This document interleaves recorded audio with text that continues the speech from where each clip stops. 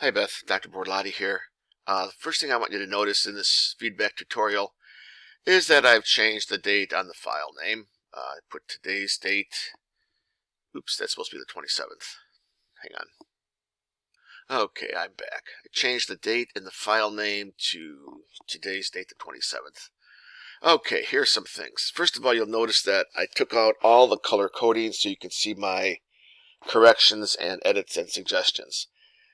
The first thing you did wrong was that you included the essay wording on top of the outline. And that's not what we need at all. We need a separate outline with no extra wording. This is what you handed in to me before. This is how it should look, with the question here, the thesis here, the placeholders, introduction and conclusion, and then 1, 2, 3, and AB. It's as simple as that. You gave me way too much wording on the outline. So I've carved back the outline to bare bones. All this is just the skeleton of what the essay is going to be about. Then what I did was I put the wording that you had on the outline in essay form. Now, I want to point something out to you here, that as I go through this, I actually gave you the template on what to use for subtopic sentences, what to use for transitions. I also gave you suggestions and reminders that every paragraph's got to have an in-text citation. Well, you neglected to do any of that, and yet this still exists on the file that you sent me. So I'm not sure why you didn't. You typed right over the outline and filled it in. You were supposed to type over this and fill it in and leave the outline the way it was. So what you did was you filled in the outline, which you didn't need to do. What you should have done, and that's why I gave it to you, is fill out the template, which, like I said, it still exists here. I'm not sure why you didn't do that, because I gave you the subtopic sentences, examples, and I gave you good transitions, which in most cases you didn't use. Coming down here, I'm going to start at the bottom. Here is your original list of sources that you sent me. Here are the sources that you say you used in the essay.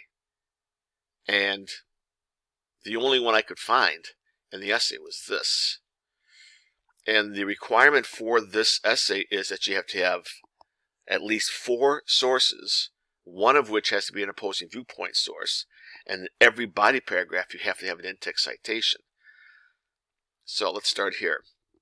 You didn't include an essay title. You did not include an introduction paragraph. And here are the instructions that I gave you for the introduction paragraph. And the introduction paragraph has to end with your thesis.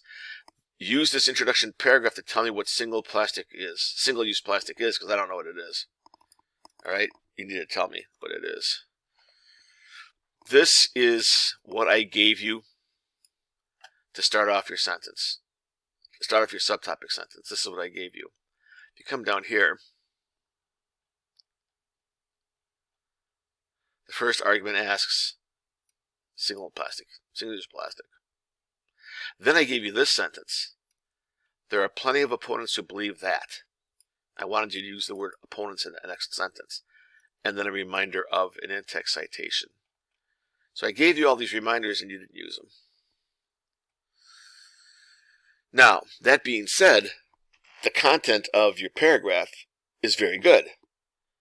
You just need to get these little details ironed out. Now, as I said, this is the only source from the sources that you've got listed below that I see that you've actually quoted and cited in the essay. Moving on to your rebuttal paragraph, I gave you a great transition. But once again, you've got a source here, which, by the way, the Guardian should be italicized. But the Guardian doesn't appear on the sources that you gave me. So I don't know if there's an author for this source, or if the Guardian is the source. Oh, here it is, the Guardian. Zanoli. Well, you got an author's name. You have to use the author's name. If you don't use an author's name, they get a little pissy.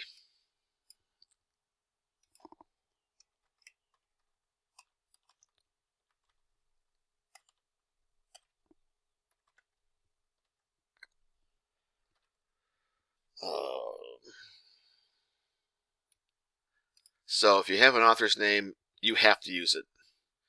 So this paragraph has an in-text citation. This paragraph has an in-text citation. And they are both on your Works Cited page. This paragraph needs an in-text citation. RTS. Let's see what that is, if it exists. RTS, whatever that is. RTS. Okay. So those three sources you've got listed, you have cited. All right. Coming down this way, this paragraph needs an in-text citation. This paragraph has RTS. This paragraph has CEI. This has to be Zanoli.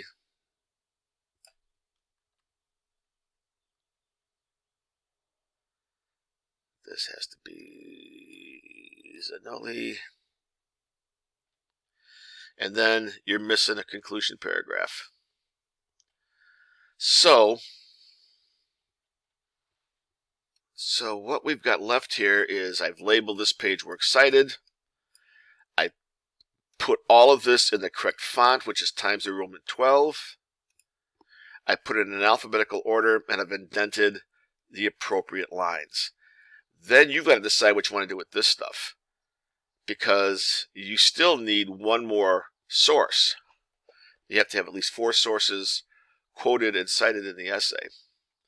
Then I guess you just get rid of all this since you didn't use it. And I've already corrected your content. But still, you're missing an introduction and conclusion paragraphs. So here's what we're left with. All right, let me save this thing. You need an introduction, and you need a conclusion.